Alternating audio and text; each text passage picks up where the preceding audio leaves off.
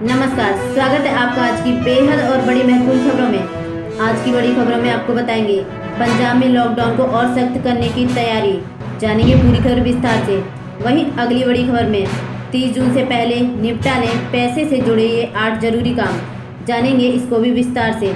इसी के साथ सरकार ने पैन को आधार से लिंक करने की समय सीमा को बढ़ा दिया है, जानेंगे कि कब तक समय सीमा बढ़ा दी गई है। वहीं आपको बता दें अटल पेंशन योजना में 42 रुपये के प्रीमियम पर पा सकते हैं पेंशन, जानेंगे विस्तार से। अगली बड़ी खबर में देश की पहली कोरोना टेस्टिंग मोबाइल में हुई लॉन्च, जानेंगे विस्तार से। अगली बड़ी खबर में आपको बता दें कि स्कूल कब से खुलेंगे, जानेंगे इसको भी विस्तार से। साथ ही आपको बता दें मोदी सरकार के मंत्री ने की लोगों से चीन के उत्पादों के बहिष्कार की अपील, जानेंगे विस्तार से। और भी है कुछ महत्वपूर्ण जानकारी है जिन्हें जानना आपके लिए बेहद जरूरी है, तो आपसे अनुरोध है कि वीडियो को अंत तक जरूर देखें ताकि कोई भी जानकारी आपसे छूट न जाए। इसी के साथ बढ़ते अगली बड़ी खबर की ओर। जी हाँ, पंजाब में लॉकडाउन को और सख्त करने की तैयारी के लिए कर सकते हैं ये कड़े फैसले। दोस्तों आपको बता दें पंजाब में कोरोना वायरस के लगातार बढ़ते मामलों को देखते हुए राज्य सरकार लॉकडाउन में और पाबंदियां लगाने का विचार कर रही है। पंजाब में लगभग 43,000 लोग बीते एक माह के दौरान बाहरी राज्यों और विदेश से लौटे हैं। स्वास्थ्य विभाग के अधिकारियों का मानना है कि राज्य में बाहर से लौटे लोगों के कारण ही कोरोना का फैलाव तेजी से होने लगा है।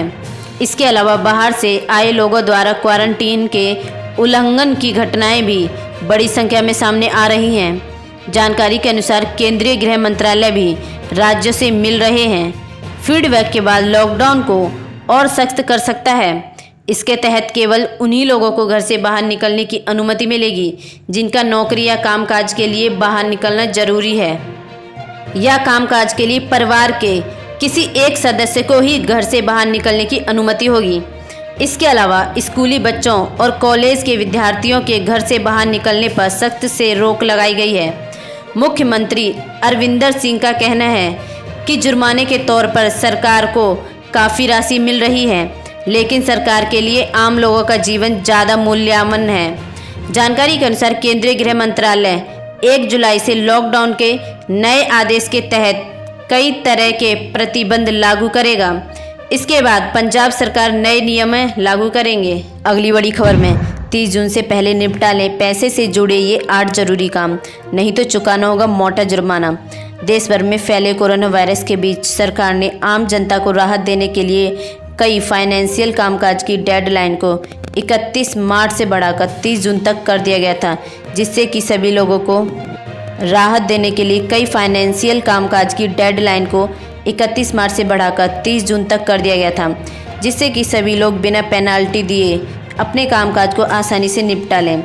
इस दौरान सरकार ने ITR, पैन आधार लिंकिंग, टैक्स सर्विस जैसे कई कामों की डेडलाइन को आगे बढ़ा दिया था। तो आप 30 जून से पहले अपने इस तरह के सभी अधूरे काम निपटा लें। दोस्तों अगर आपने PPF या फिर सुकन्या समृद्धि खाते में 31 मार्च 2020 तक किसी तरह की कोई न्यूनतम राशि जमा नहीं करवाई है तो फिर यह काम आप 30 जून तक कर सकते हैं। सरकार ने इस काम के लिए आपको 3 महीने का समय और दिया था, तो आप इसको जल्द ही निपटा लें। न्यूनतम राशि जमा नहीं होने पर पेनाल्टी लगाई जाती है, जिसको डाक विभाग ने फिलहाल हटा लिया है।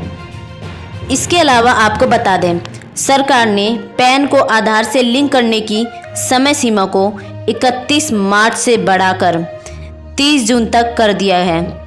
अगर आपने अपने आधार कार्ड को पैन से अभी तक लिंक नहीं किया है तो फिर ऐसा कर लें, वरना 30 जून के बाद पैन कार्ड रद्दी हो जाएगा। अगर आपने अब तक टैक्स बचत योजनाओं में निवेश नहीं किया है तो आपके पास 30 जून तक का मौका है। आप 30 जून तक 80C और 80D के तहत टैक्स में छूट उपलब्ध कराने वाली योजनाओं में निवेश कर सकते हैं।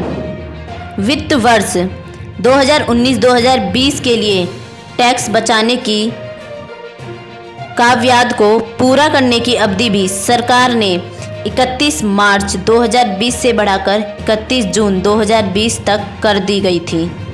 अगली बड़ी खबर में आपको बता दें, अटल पेंशन योजना में 42 रुपये के प्रीमियम पर पा सकते हैं पेंशन, जाने पूरी स्कीम। प्रधानमंत्री नरेंद्र मोदी सरकार की अटल पेंशन योजना के तहत मामूली प्रीमियम के भुगतान पर पेंशन की व्यवस्था की गई है। 2015 में शुरू की गई यह योजना एक सामाजिक सुरक्षा योजना है। योजना 1,000 रुपये से लेकर 5,000 रुपये तक मुहैया कराने के लिए है। इस पॉलिसी की खासियत इसका कम प्रीमियम रेट है। असंगठित क्षेत्र में काम करने वाले लोग अक्सर पेंशन को लेकर चिंतित रहते हैं। 60 साल की उम्र के बाद कैसे उनका गुजारा होगा। अगर आप 18 साल के हैं तो 60 साल में 1,000 रुपये मंथली पेंशन के लिए हर महीने 42 रुपये देना होगा। इसमें 1,000 रुपये की पेंशन न्यूनतम है, वही अधिकतम पेंशन पाने के लिए आपको हर महीने 210 रुपये भरने होते हैं। अगर आप हर महीने 269 रुपये भरकर 5,000 रुपये प्रति माह की पेंशन का व्यवस्था हो जाती है। लेकिन इसके लिए यह ज़रूरी है कि आप 18 साल की उम्र से ही निवेश शुरू कर दें। उम्र से निवेश करने पर आपको कुल 42 साल पैसा भरना होगा। अगर आप 40 साल की उम्र में निवेश करना शुरू करते हैं तो 1,000 रुपये की पेंशन के लिए आपको 291 रुपये और 5,000 पेंशन के लिए 1,454 रुपये हर महीने जमा कराने होंगे।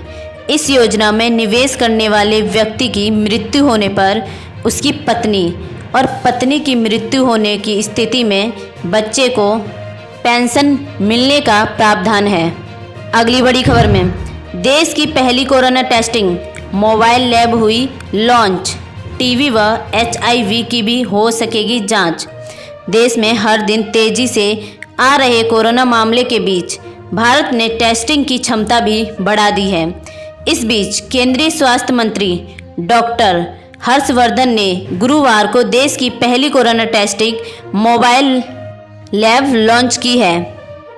मोबाइल लैब प्रतिदिन 25 RT-PCR टेस्ट, 300 ELISA टेस्ट कर सकती है।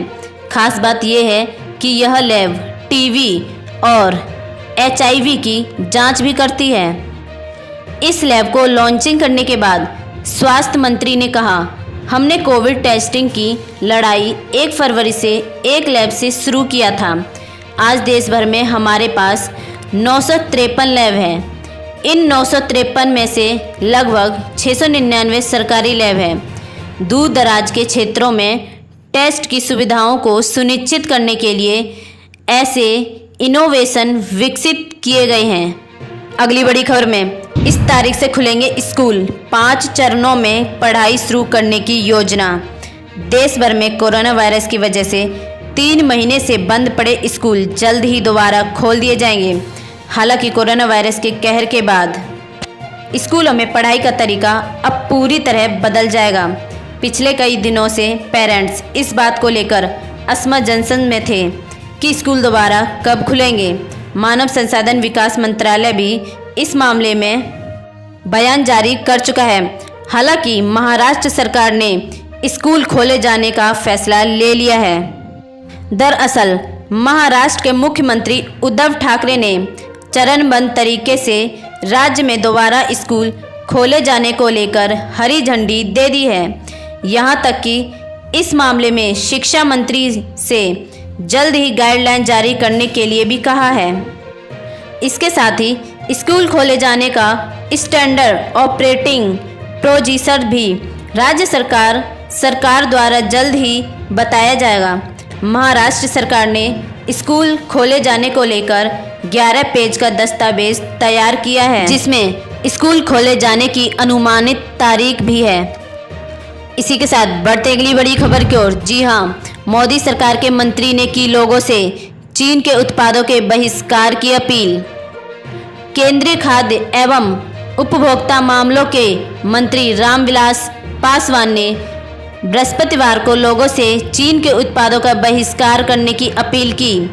इसके साथ ही उन्होंने अपने मंत्रालय के अधिकारियों को निर्देश दिया कि वे कार्यकाल में दैनिक इस्तेमाल के लिए कोई भी चीनी उत्पाद नहीं खरीदेंगे। भारत चीन के बीच सीमा पर तनाव बढ़ने के बीच पासवान का यह बयान आया है। चीन जिस तरह का व्यवहार कर रहा है, हम सभी चीनी उत्पादों का बहिष्कार करें। उन्होंने कहा कि केंद्र सरकार चीन से आयात किए गए उत्पादों पर भारतीय मानक ब्यूरो के गुणवत्ता नियमों को कड़ाई से लागू करेगी। पत्रकारों से बात करते हुए उन्होंने चीन से दिए और फर्नीचर जैसे स्तरहीन उत्पादों के अवैध आयात पर चिंता व्यक्त की। उन्होंने कहा कि BIS द्वारा निर्धारित गुणवत्ता नियमों को सरकार सख्ती से लागू करेगी। उपभोक्ता मामले के मंत्रालय के तत्वाधान में BIS ने अब तक विभिन्न उत्पादों के लिए 25,000 से अधिक गुणवत्ता नियम तैयार किए हैं। अगली बड़ी खबर में 33 लड़ाकू विमान खरीदेगी वायुसेना, भेजा गया प्रस्ताव। जी हां, पूर्वी लद्दाख में चीन के साथ चल रही तनातनी के बीच भारतीय वायुसेना रूस ने 33 लड़ाकू विमान खरीदने का प्रस्ताव आगे बढ़ाने जा रही है।